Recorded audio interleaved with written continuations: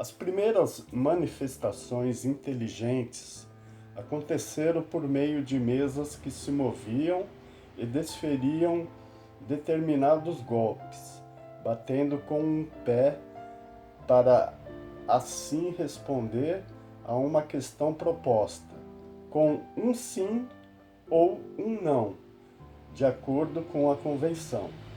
Até aí, nada de seguramente convincente para os céticos, pois podia-se acreditar num efeito ocorrido por acaso.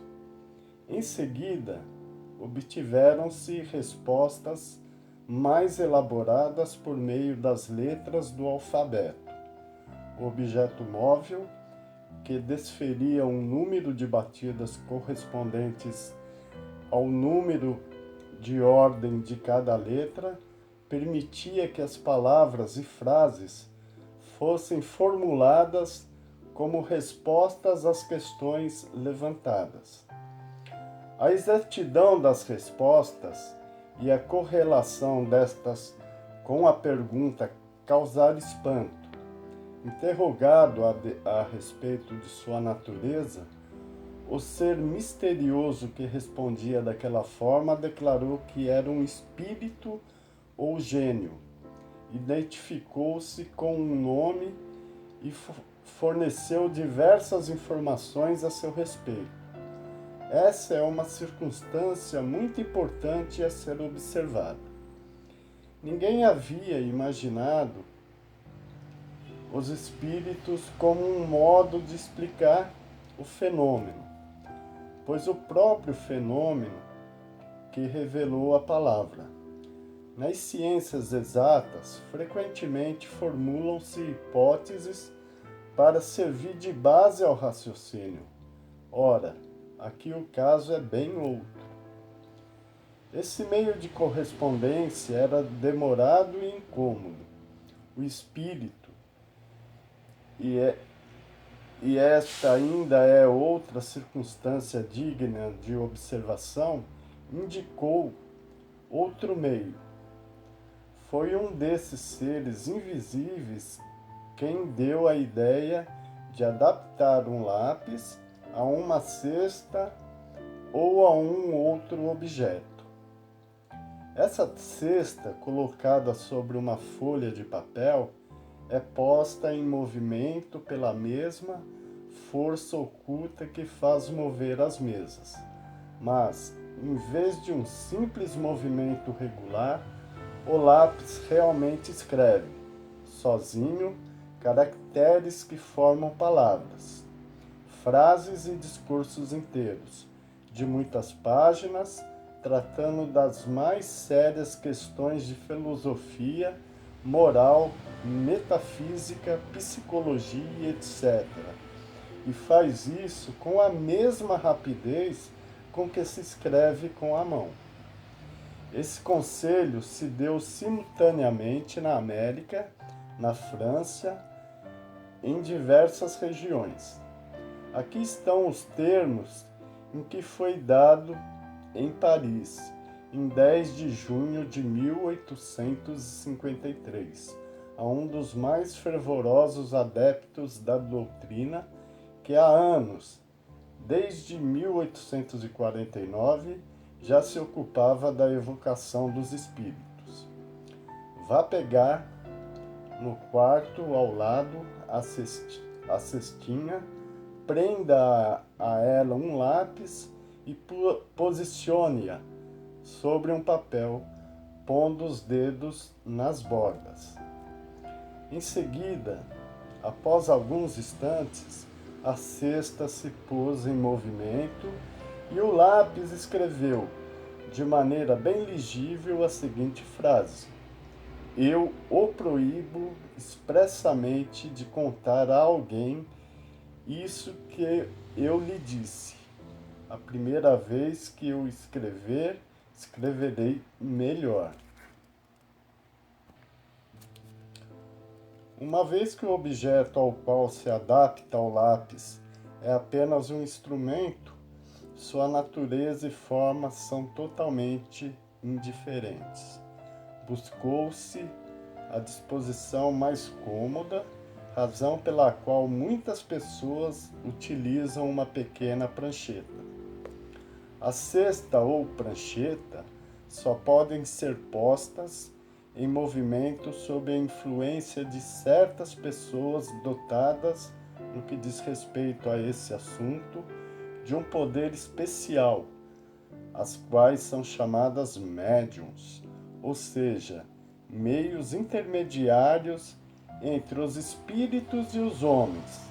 As condições que não dão essa capacidade especial estão ligadas a causas ao mesmo tempo físicas e morais, ainda imperfeitamente conhecidas, pois encontram-se médiuns de todas as idades, de ambos os sexos e de todos os níveis de desenvolvimento intelectual. Essa capacidade, por outro lado, se desenvolve através da prática. 5. Mais tarde, reconheceu-se que a cesta e a prancheta funcionavam, na realidade, apenas para complementos da mão. Então o médium, que segurava diretamente o lápis, começou a escrever movido por um impulso involuntário e quase febril. Através desse procedimento, as comunicações tornaram-se mais rápidas, fáceis e completas. Atualmente, é o modo mais difundido, tanto que o número de pessoas dotadas dessa aptidão é considerável e se multiplica todos os dias. Por fim, a experiência fez com que fossem conhecidas diversas outras variedades da capacidade mediúnica, e soube-se que as comunicações podiam acontecer igualmente por meio da fala, da audição, da visão, do tato e etc. E, inclusive, pela escrita direta dos espíritos, isto é, sem a ajuda da mão do médium nem do lápis. Verificado o fato, restava constatar um fato essencial: o papel do médium nas respostas e a parte que lhe cabia, mecânica e moralmente. Duas circunstâncias principais que não escapariam a um observador atento podem resolver a questão. A primeira é a forma como a cesta se move sob a influência do médium. Pela simples imposição de seus dedos sobre a borda, a observação demonstra ser impossível qualquer direcionamento. Essa impossibilidade torna-se óbvia principalmente quando 2 ou 3 pessoas tocam, ao mesmo tempo, numa mesma cesta. Seria necessário haver entre elas uma coordenação de movimentos realmente fenomenal.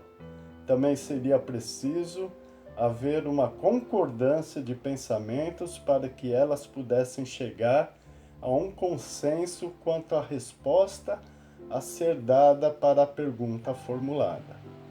Um outro fato, não menos original, vem aumentar ainda mais a dificuldade: a mudança radical de caligrafia de acordo com o espírito que se manifesta, e a cada reaparição de um mesmo espírito, sua caligrafia é retomada.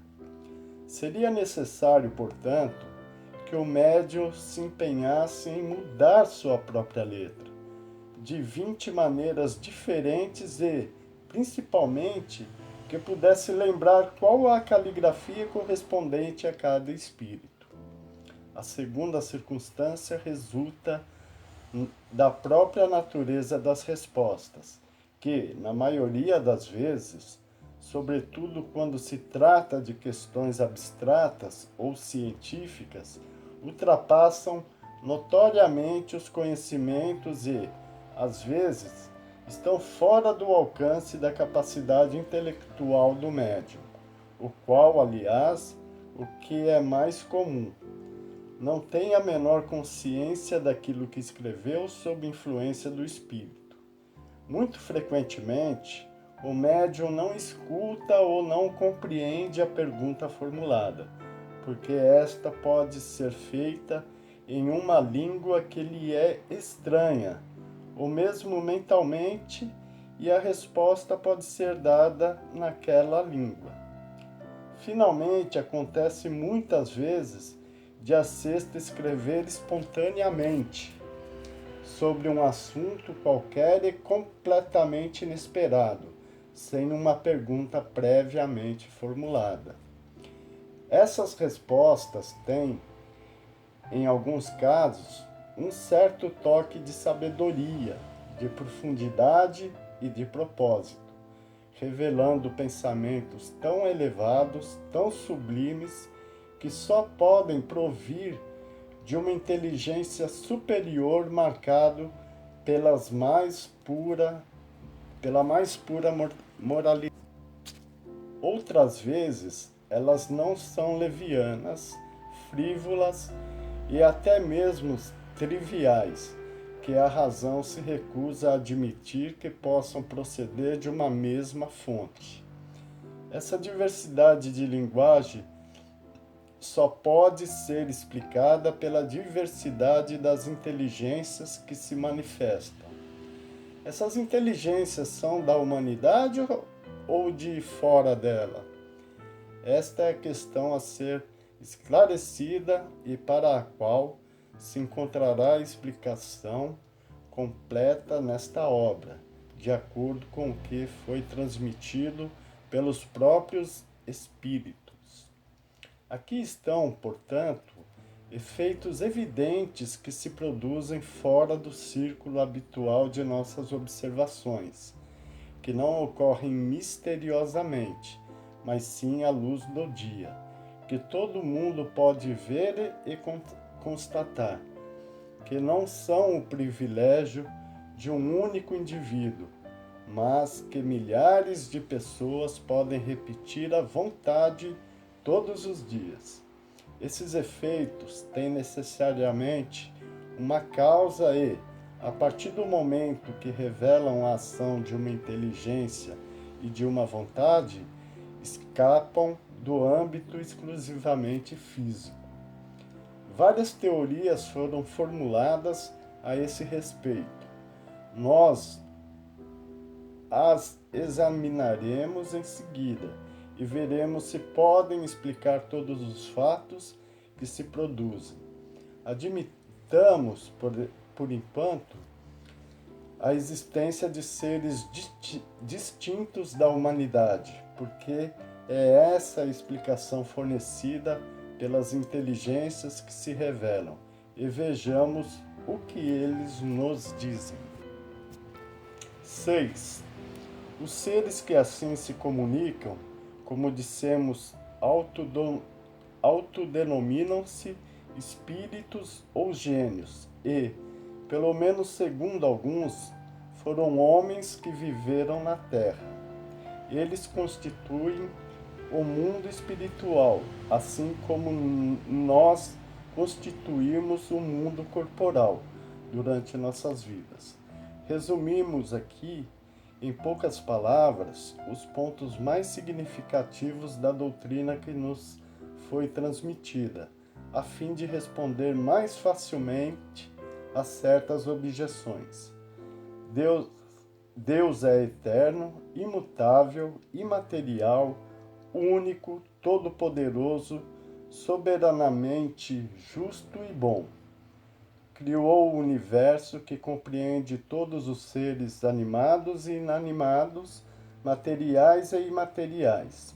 Os seres materiais constituem o mundo visível ou corporal, e os seres imateriais o mundo invisível ou espírita, ou seja, dos espíritos. O mundo espírita é o mundo normal, primitivo, eterno, que pré-existe e sobrevive a tudo.